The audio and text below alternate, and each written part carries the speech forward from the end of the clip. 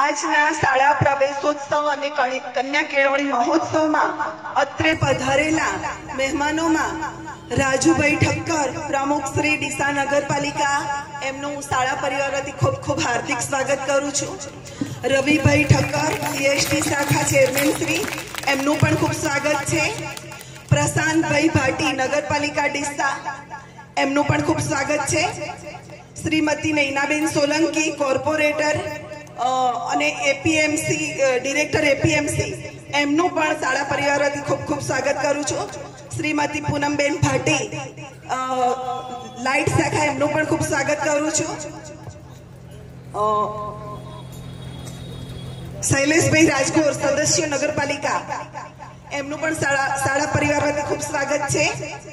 પાંચાભાઈ દેસાઈ સાહેબ, જિલ્લા ઉપપ્રમુખ, એમનું પણ અહીંયા ખૂબ ખૂબ સ્વાગત છે શાળા પરિવાર વતી. રમેશભાઈ ત્રિવેદી, સિનિયર ક્લાર્ક નગરપાલિકા, એમનું પણ ખૂબ ખૂબ સ્વાગત છે. અલ્પેશભાઈ પ્રજાપતિ, પૂર્વ બીઆરસી ડીસા, એમનું પણ શાળા પરિવાર વતી ખૂબ સ્વાગત છે.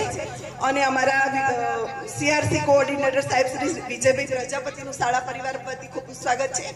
તથા પધારેલા ગ્રામજનો, મહેમાનો અને વાલા બાળકો બધાનું આજના પ્રસંગમાં ખૂબ ખૂબ હાર્દિક સ્વાગત છે. ડીસા તાલુકા નગરપાલિકાના પ્રમુખ શ્રી રાજુભાઈ ઠક્કર સાહેબનું સ્વાગત આજ શાળાના આચાર્યબેન શ્રી ગીતાબેન કરશે.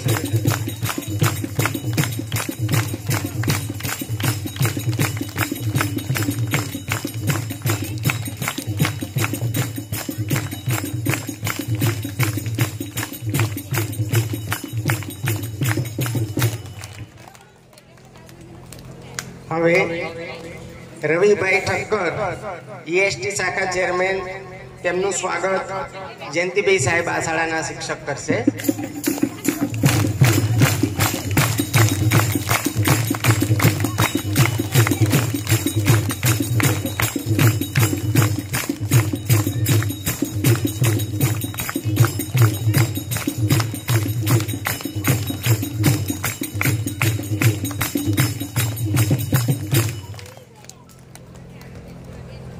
શ્રી પ્રશાંતભાઈ ભાટી, નગરપાલિકા ડીસા, તેમનું સ્વાગત નરેન્દ્રભાઈ સાહેબ કરશે.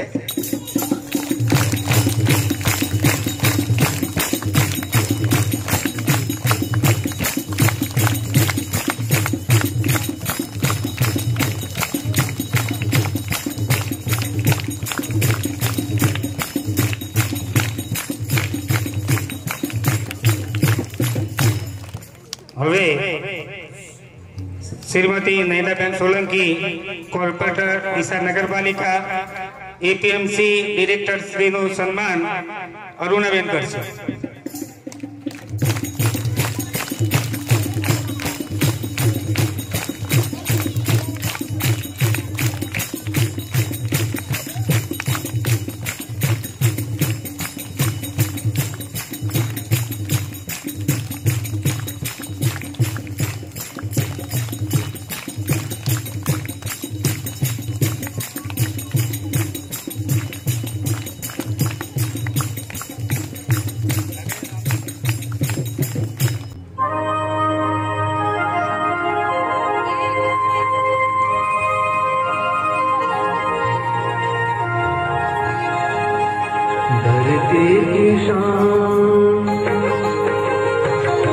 धरती की शान तू है, प्रभु की संतान, तेरी मुट्ठियों में बंद तूफान है रे, मनुष्य तो बड़ा महान है, मनुष्य तो बड़ा महान है. અહીંયા પધારેલા મંચસ્થ મહેમાનો તથા મારા ગુરુજનો અને મારા નાના ભાઈ બહેનો, આજનો મારો વિષય છે પ્રાકૃતિક ખેતી. આપણે સરસ મજાના બાળકોનો પ્રવેશ થઈ રહ્યો છે. આપણે તાળીઓના ગડગડાટથી તમને વધાવી દઈશું. તાળી પાડવામાં 50 ના રાખીએ.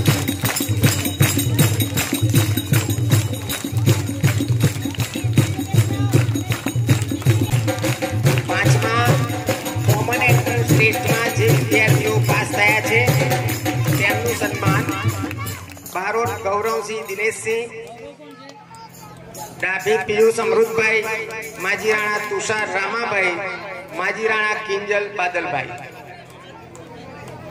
ચારે ચાર વિદ્યાર્થીઓ આગળ આવે.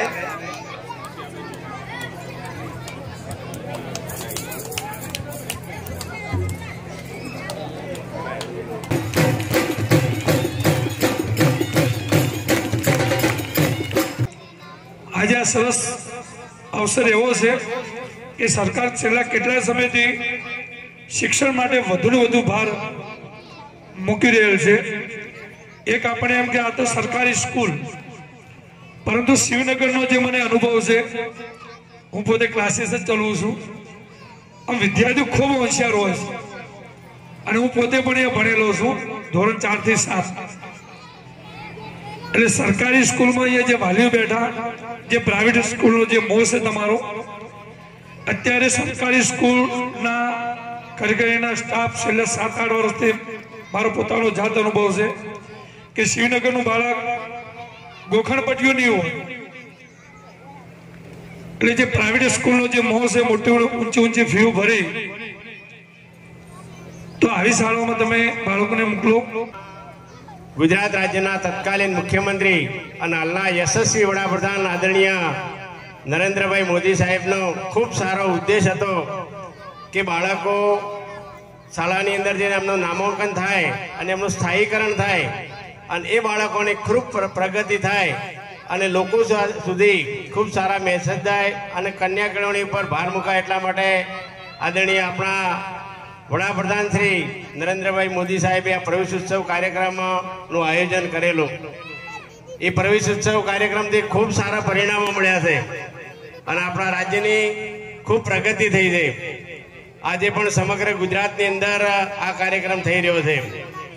આજે શિવનગરની અંદર ખૂબ સારો બેન વહીવટ કરી રહ્યા છે અને અહીંયા મોટી સંખ્યામાં અહીંયા ઉપલા ધોરણના વિદ્યાર્થીઓ પણ છે. મારે વિદ્યાર્થીઓને એક વાત કરવી છે કે અહીંયા આપણા મહાનુભાવો બેઠા છે અને આજના પ્રસંગે તમે એક નક્કી કરો કે મારે સારી નોકરી લેવી છે, સરકારી સારી નોકરી લેવી છે.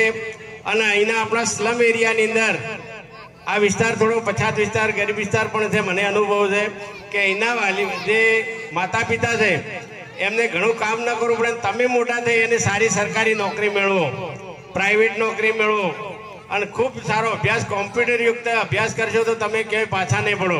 કન્યા કેળવણી બાળકીઓ માટે, દીકરીઓ માટે વિવિધ યોજનાઓ છે, જેથી કરીને દીકરીઓ ભણે અને એ આગળ વધે. દીકરીઓ જે બે ઘર ઉજાળે છે, એક પોતાના પિયરનું, મા બાપનું, ને એક પોતાના સસુરાલનું. એ દીકરીઓ આજે ભણેલી ગણેલી હશે, આગળ પોતે હશે તો ગમે ત્યારે એમને કંઈ પણ હશે એ પોતે પગભર થઈ શકશે. એના માટે પણ સરકારશ્રીના ઘણા એવા નિયમો છે અને એ નિયમો દ્વારા આજે કન્યા કેળવણીનું, આપણે કન્યાઓની કેળવણીનું, કન્યાના પ્રવેશોત્સવ આપીશું ત્યારે જે બાળકોને આપણે આગળ લઈ જઈ શકીશું. અને શિક્ષકશ્રીઓ જે બાળકો માટે મહેનત અથાગ કરી રહ્યા છે, એમને શાળામાં વિવિધ પ્રોગ્રામો કરી રહ્યા છે. અહીંયા અદ્યતન સુવિધાઓ છે. અહીંનું ખાલી વાતાવરણ જ્યાં આપણે પ્રવેશ કરીએ ને તો આપણને બી પણ અહીંયા આગળ ગમે એવું રમણીય વાતાવરણ છે. આજે 3-4 વિષયની વાત થઈ. એક પ્રાકૃતિક ખેતીની વાત થઈ. શિક્ષણની સાથે સાથે આ પણ સમજવાની જરૂર છે કે પ્રાકૃતિક ખેતી કેમ જરૂરી છે. કદાચ આપણે અહીંયા કોઈ ખેડૂત મિત્ર હોય યા તો તમારા કોઈ ખેડૂત મિત્ર હોય તો આપણે સૌ એમને કહીએ કે પ્રાકૃતિક ખેતી કરે.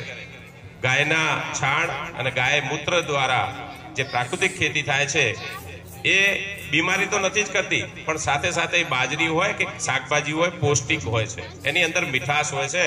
અને જે દીકરીએ વાત કરી પ્રાકૃતિકમાં કે કેન્સર, પંજાબથી એક ટ્રેન સ્પેસિફિક કેન્સર માટેની જે ટ્રેન જતી હતી એ બનાસકાંઠાની અંદર અત્યારે જે પ્રાકૃતિક ખેતીના કારણે અને જે શંકર ગાયના દૂધના કારણે જે અત્યારે કેન્સર વધારે પ્રમાણે થઈ રહ્યું છે એ ન થાય અને આવનાર પેઢી નિરોગી રહે એના માટે પ્રાકૃતિક ખેતી ખૂબ જરૂરી છે.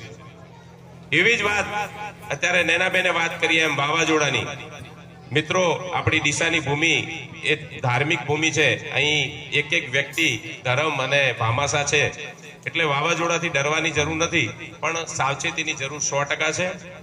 હાલ જ અમે ગઈકાલે જ પેપરમાં જાહેરાત આપી છે કે કદાચ કોઈને પતરાવાળું ઘર હોય, કોઈને એવું સામાન્ય ઘર હોય અને કોઈ રહેવાની તકલીફ પડે તો નગરપાલિકા દ્વારા લાઠી બજારમાં શેલ્ટર હોમ એટલે નાઇટ શેલ્ટર હોમ છે, ત્યાં દરેક વ્યક્તિને રોકાવાની, 2 ટાઈમ ભોજનની તમામ સગવડ નગરપાલિકા દ્વારા કરવામાં આવશે.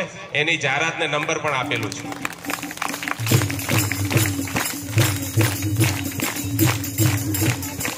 હાલ જ 2 દિવસ પહેલા આપણા ગુજરાતના મુખ્યમંત્રી આદરણીય ભૂપેન્દ્રભાઈ પટેલ સાહેબ અહીંયા 22 નગરપાલિકાને નગરપાલિકા કરી.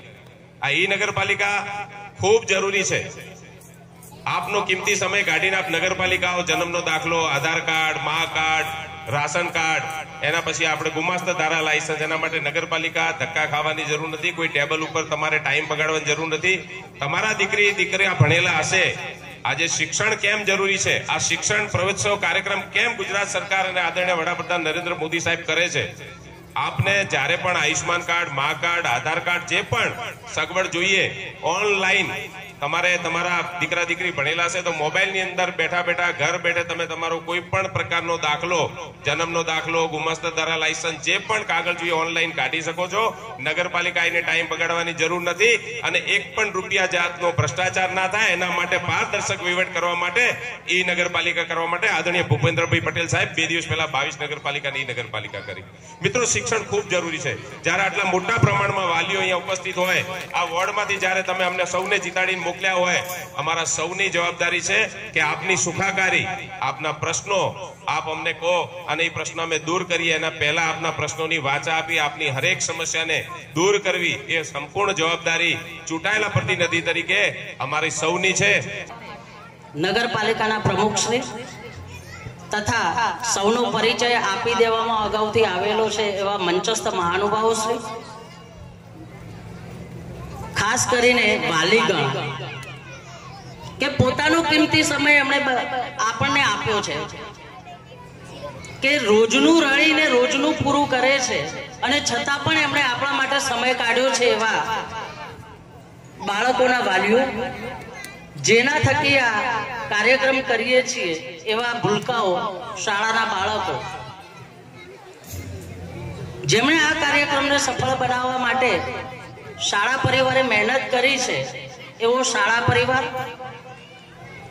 તથા નામી અનામી દરેક વ્યક્તિઓએ જેમણે આ કાર્યક્રમને સફળ બનાવવા માટે સાથ અને સહકાર આપ્યો છે એવા તમામનો અત્રે હું શાળા પરિવાર તરફથી આભાર વ્યક્ત કરું છું. જય હિન્દ, જય ભારત. હવે મંચસ્થ મહાનુભાવોને નમ્ર વિનંતી કે તેઓ વૃક્ષારોપણ માટે જશે અને બાળકો અહીંયા શાંતિથી બેસશે, વાલીગણ પણ અહીંયા શાંતિથી બેસશે.